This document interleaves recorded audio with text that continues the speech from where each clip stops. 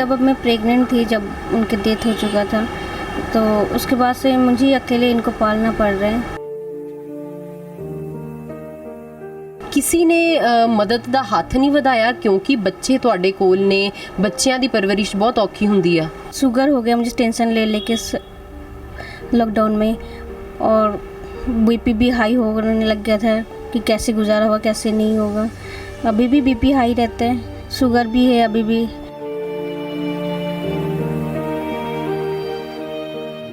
कभी कभी 10 ऑर्डर पड़ते, कभी 5 ऑर्डर पड़ते हैं, वो भी रात को ही पड़ते, दिन में तो पड़ते ही नहीं है। दिन में 2-3 ऑर्डर मुश्किल से पड़ते हैं, रात की 12 बजे तक ऑनलाइन रहना पड़ता, तब जाके थोड़ी बहुत ऑर्डर पड़ते हैं।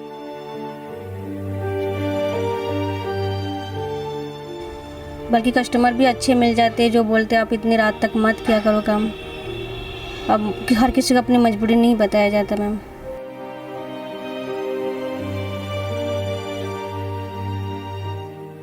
कभी कभार सर्च मिल जाते हैं रेन मोड का, कभी कभार वो रोज़ भी नहीं मिलते। 10 रुपये रेन मोड का सर्च मिलते हैं, बाकी वो वेटिंग का भी नहीं पैसे मिलते। जैसे रेस्टोरेंट वाले लेट देते हैं,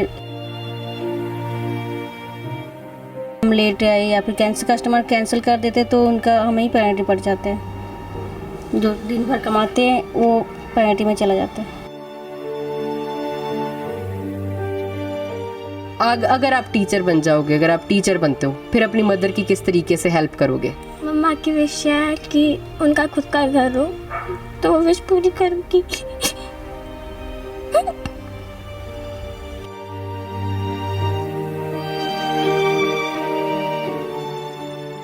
मैम आगे कोई जॉब मिले तो मैं कोशिश करूँगी, बट जॉब तो है ही नहीं अब। इसी में इसे यही काम है आजकल। सारे अच्छे पढ़े लिखे लोग भी यही काम कर रहे हैं आजकल मैम।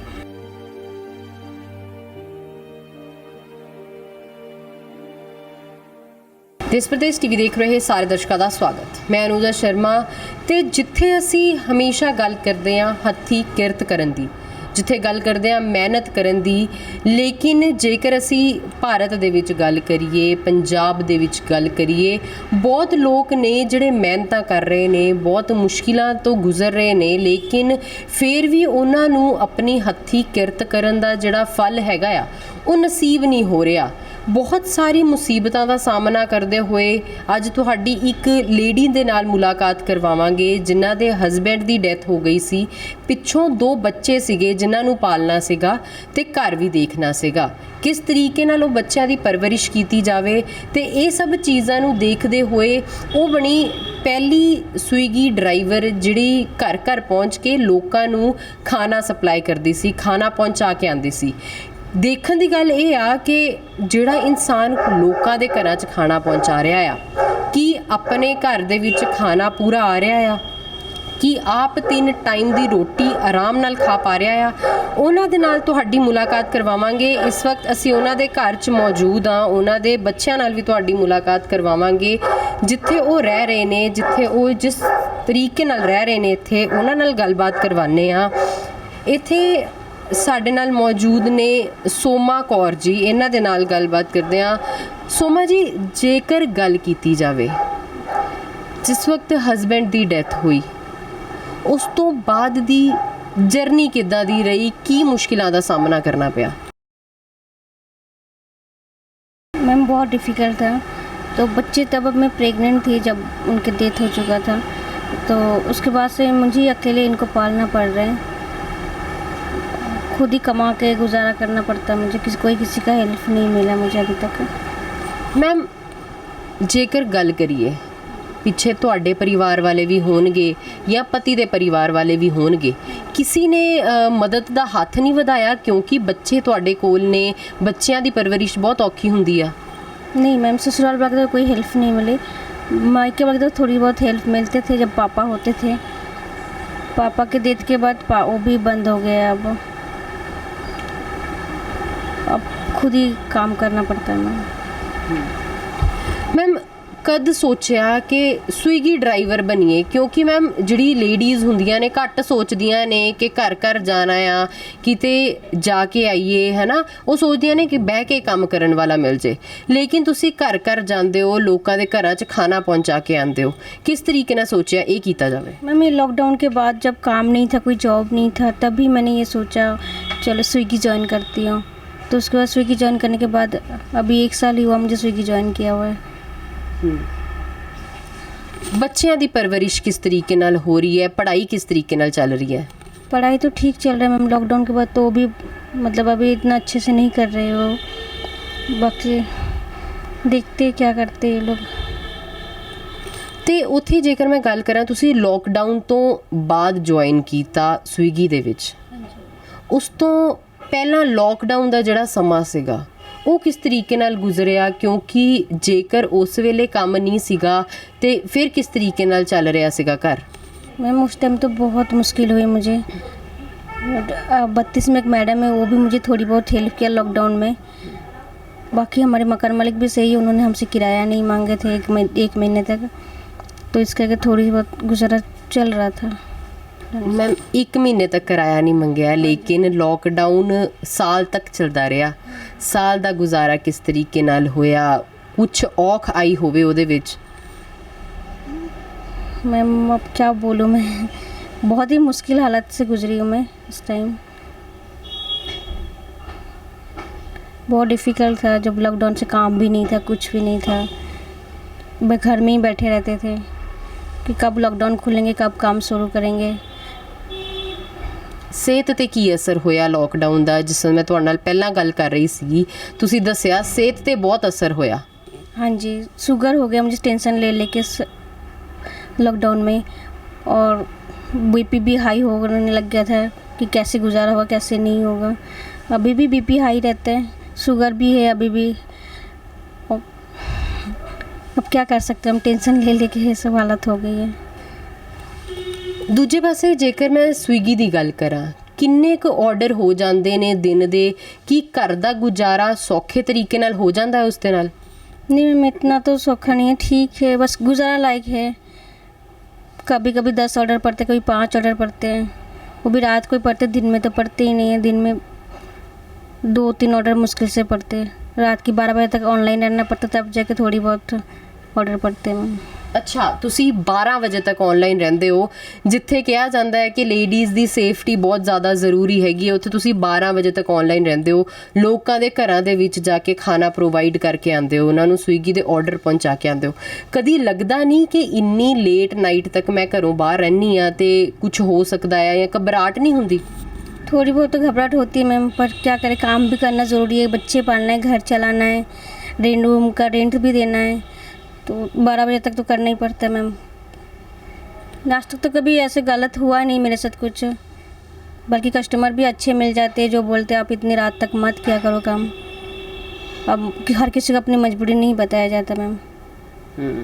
ਭਾਵੇਂ ਮੀਂਹ ਹੋਵੇ, ਭਾਵੇਂ ਨੇਰੀ ਝੱਖੜ ਹੋਵੇ, ਤੁਹਾਨੂੰ ਜਾਣਾ ਹੀ ਪੈਂਦਾ ਹੈ, ਕਿਉਂਕਿ ਲੋਕ ਜਿਹੜੇ ਘਰ ਬੈਠੇ ਨੇ ਉਹਨਾਂ ਦੇ ਵਾਸਤੇ ਭਾਵੇਂ ਹਸੀਨ ਮੌਸਮ ਹੋਵੇ, ਜਿਹੜਾ ਮੌਸਮ ਬਾਰਿਸ਼ਾਂ ਦਾ ਹੁੰਦਾ ਹੈ, ਲੇਕਿਨ ਜਿਹੜੀ ਡਿਲੀਵਰੀ ਕਰ ਰਹੇ ਨੇ ਉਹਨਾਂ ਦੇ ਵਾਸਤੇ ਉਹ ਉਨਾ ਹੀ ਔਖਾ ਟਾਈਮ ਹੈਗਾ ਆ ਜਿਹੜਾ ਬਾਰਿਸ਼ਾਂ ਦਾ ਹੈਗਾ, ਭਿੱਜਦੇ ਹੋਏ ਜਾਣਾ, ਡਿਲੀਵਰ ਕਰਕੇ ਆਉਣਾ। ਲੇਕਿਨ ਮੈਮ ਜਿਹੜੇ ਕਸਟਮਰ ਹੈਗੇ ਆ ਉਹਨਾਂ ਦੇ ਵੱਲੋਂ ਵੀ ਕੁਝ ਇੱਦਾਂ ਦੀਆਂ ਚੀਜ਼ਾਂ ਹੁੰਦੀਆਂ ਜਿਹੜੀਆਂ ਔਖੀਆਂ ਲੱਗ ਰਹੀਆਂ ਹੋਣ, ਕਿ ਵੇਟ ਜ਼ਿਆਦਾ ਕਰਵਾਉਂਦੇ ਆ, ਉੱਪਰ ਤੱਕ ਜਿੱਥੇ ਉਹ ਰਹਿੰਦੇ ਨੇ ਉੱਥੇ ਤੱਕ ਬੁਲਾਉਂਦੇ ਆ? हाँ जी, नहीं वो नीचे नहीं आते मैम, कस्टमर खुद ही ऊपर बुलाते कि ऊपर आ जाओ। जो फ्लैट्स में रहते हो तो कभी नीचे नहीं आते, चाहे बारिश में भीगते रहे चाहे कुछ भी, उनको उन्होंने सीधा बोलना ऊपर आ जाओ, हमने ऑर्डर किया हुआ है। वो सारे राइडर आते हैं ऊपर, आप भी आ जाओ, ऐसे बोलते। ਮੈਮ ਜੇਕਰ ਮੈਂ ਗੱਲ ਕਰਾਂ, ਆਪਣੀ ਸਿਹਤ ਇਹਦੇ ਵਿੱਚ ਬਹੁਤ ਜ਼ਿਆਦਾ ਇਫੈਕਟ ਹੁੰਦੀ ਆ, ਬਾਰਿਸ਼ਾਂ ਦੇ ਵਿੱਚ ਬਿਮਾਰ ਪੈਂਦਾ ਆ ਬੰਦਾ, ਕੀ ਇਹਦਾ ਕੋਈ ਐਕਸਟਰਾ ਇਨਸੈਂਟਿਵ ਮਿਲਦਾ ਆ ਜਾਂ ਵੇਟ ਕਰਨ ਦਾ ਕੁਝ ਐਕਸਟਰਾ ਖਰਚਾ ਮਿਲਦਾ ਤੁਹਾਨੂੰ ਲੋਕਾਂ ਨੂੰ? नहीं मैम, वेट करने के कुछ नहीं मिलते ना, कभी कभार सर्च मिल जाते हैं रेन मोड का, कभी कभार वो रोज़ रोज़ भी नहीं मिलते, 10 रुपये रेन मोड का सर्च मिलते हैं, बाकी वेटिंग का भी नहीं पैसे मिलते। जैसे रेस्टोरेंट वाले लेट देते तो उसका वेटिंग का नहीं मिलते, उल्टा हमारे ऊपर पेनल्टी पड़ जाते हैं कि हम लेट आए, या फिर कस्टमर कैंसिल कर देते तो उनका हमें ही पेनल्टी पड़ जाता है, जो दिन भर कमाते हैं वो पेनल्टी में चला जाता है। ਅੱਛਾ, ਮੈਮ ਅਗਰ ਮੈਂ ਥੋੜਾ ਆਗੇ ਕੀ ਬਾਤ ਕਰੂੰ, ਫਿਊਚਰ ਦੀ ਗੱਲ ਕਰੀਏ ਤੇ ਫਿਊਚਰ ਦੇ ਵਿੱਚ ਕੀ ਦੇਖਦੇ ਹੋ ਕਿ ਕਿੱਥੇ ਲੱਗਦਾ ਆ ਕਿ ਅੱਜ ਤਾਂ ਤੁਸੀਂ ਸਵੀਗੀ ਦੇ ਡਿਲੀਵਰ ਕਰ ਰਹੇ ਹੋ ਆਰਡਰ, ਕੱਲ ਕੀ ਦੇਖਦੇ ਹੋ? ਬੱਚਿਆਂ ਦੀ ਪੜ੍ਹਾਈ ਵੀ ਹੈਗੀ ਹੈ, ਅੱਗੇ ਉਹਨਾਂ ਨੂੰ ਹਾਇਰ ਐਜੂਕੇਸ਼ਨ भी हैगी है, किस तरीके नाल मैनेज करूँगे? मैम अभी समझ में नहीं आ रहा क्या करूँ, अभी तो काम भी नहीं चल रहा है। देखते किसी अगर कोई और भी अच्छे से काम करूँगी जिसके लिए इनका कुछ कर सकूँ मैं।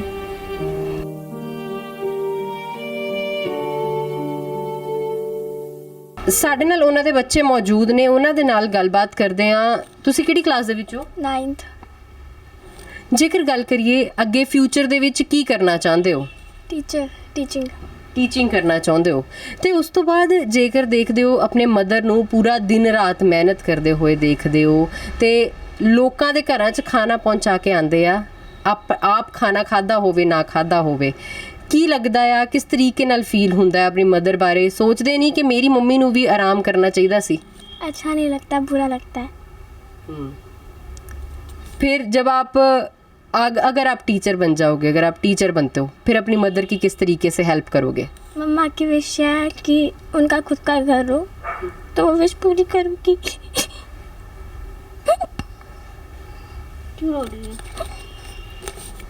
ਤੁਸੀਂ ਬਿਲਕੁਲ ਵਿਸ਼ पूरी करूँगे अपने मदर दी। ते अगर हम बात करें टीचिंग के लिए आपको पढ़ना कितना पड़ेगा, ये अभी आपने सोचा है कभी कि कितना और पढ़ना पड़ेगा अभी आपको टीचिंग के लिए? अभी 10 साल और लगेंगे पर स्टडी कंप्लीट करने में।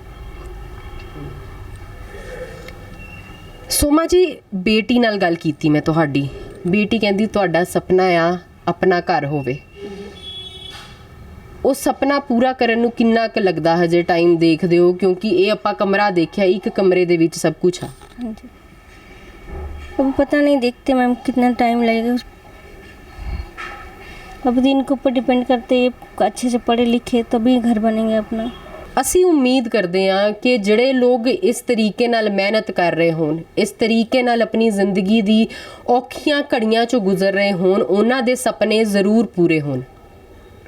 ਤੁਸੀਂ ਦੇਖ ਸਕਦੇ ਹੋ ਅਸੀਂ ਉਹਨਾਂ ਦੇ ਇੱਕ ਕਮਰੇ ਦੇ ਵਿੱਚ ਬੈਠੇ ਹਾਂ ਜਿੱਥੇ 3 ਪਰਿਵਾਰ ਦੇ ਜੀ ਰਹਿ ਰਹੇ ਨੇ, 2 ਬੱਚੇ ਪੜ੍ਹ ਰਹੇ ਨੇ, ਮਦਰ ਕੰਮ ਕਰਦੀ ਹੈ, ਕੰਮ ਕਰਕੇ ਘਰ ਆਂਦੀ ਹੈ, ਕਮਾ ਕੇ ਲਿਆਂਦੀ ਹੈ ਤੇ ਆਪਣੇ ਬੱਚਿਆਂ ਦਾ ਪਾਲਣ ਪੋਸ਼ਣ ਦੇਖਦੀ ਹੈ। ਕਿਸ ਤਰੀਕੇ ਨਾਲ ਜਿਹੜੇ ਬੱਚੇ ਨੇ ਉਹ ਆਪਣੀ ਜ਼ਿੰਦਗੀ ਦੇ ਵਿੱਚ ਸੈਕਰੀਫਾਈਸ ਕਰਦੇ ਹੋਏ ਆਪਣੀ ਪੜ੍ਹਾਈਆਂ ਕਰ ਰਹੇ ਨੇ। ਲੇਕਿਨ ਗੱਲ ਇੱਥੇ ਇਹ ਹੈ ਕਿ ਕਿੰਨਾ ਕੁ ਚਿਰ ਜਿਹੜਾ ਹਜੇ ਹੋਰ ਲੱਗੇਗਾ, ਆਪਣੀ ਜਿਹੜੀ ਜ਼ਿੰਮੇਵਾਰੀਆਂ ਨੇ ਉਹਨਾਂ ਨੂੰ ਕਿਸ ਤਰੀਕੇ ਨਾਲ ਅਦਾ ਕੀਤਾ ਜਾਏਗਾ ਤੇ ਉਸ ਤੋਂ ਬਾਅਦ ਜਿਸ ਤਰੀਕੇ ਨਾਲ ਉਹ ਇੱਥੇ ਰਹਿ ਰਹੇ ਨੇ, ਦੱਸਿਆ ਗਿਆ ਆ ਸੋਮਾ ਜੀ ਵੱਲੋਂ ਹੀ ਕਿ घर का रेंट भी है, बिजली का खर्चा भी है, बच्चों की पढ़ाई भी है। सपना है अपना घर बनाने का, लेकिन हजे बच्चों की पढ़ाई नूं बहुत चिर पिया आ। हजे बच्चे सिर्फ 9वीं कक्षा दे विच ने, उस तो अगे पढ़ाई बहुत महंगी भी है ते बहुत ज़्यादा औखी भी है ते घड़ियां हजे इदां दियां होर चलणगियां, लेकिन सपना अपना पूरा हैगा आ।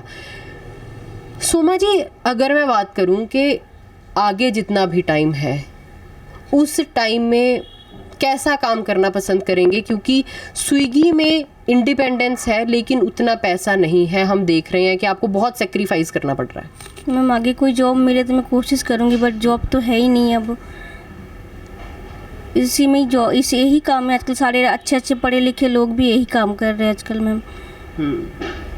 सरकारों को किस तरीके से देखते हो? क्या सरकारें जो वादे करके आगे आई थी कि हम अपना अच्छा करेंगे और हर घर में नौकरी देंगे और हर घर में अच्छी नौकरी देंगे, क्या आपको लगता है सरकारें सिर्फ बातें करने में और अपना काम करने में सफल रही हैं? बिल्कुल मैम, वो भी बातें ही कर रहे हैं और कोई काम तो आज तक किए नहीं उन्होंने। उल्टा सबको घर पे ही बिठा के रखे हैं उन्होंने, सबकी जॉब छीन लिया, सब कुछ कर लिया। अब क्या कर सकते मैम, उनके आगे कौन बोल सकते। ਜਿਹੜੇ ਦਰਸ਼ਕ ਸੋਮਾ ਜੀ ਤੁਹਾਨੂੰ ਦੇਖ ਰਹੇ ਨੇ, ਜਿਹੜੇ ਤੁਹਾਨੂੰ ਆਡੀਅנס ਸਾਡੀ ਦੇਖ ਰਹੀ ਹੈ, ਉਹਨਾਂ ਨੂੰ ਕੀ ਮੈਸੇਜ, ਕੀ ਅਪੀਲ ਕੀ ਕਰਨਾ ਚਾਹੁੰਦੇ ਹੋ ਤੁਸੀਂ?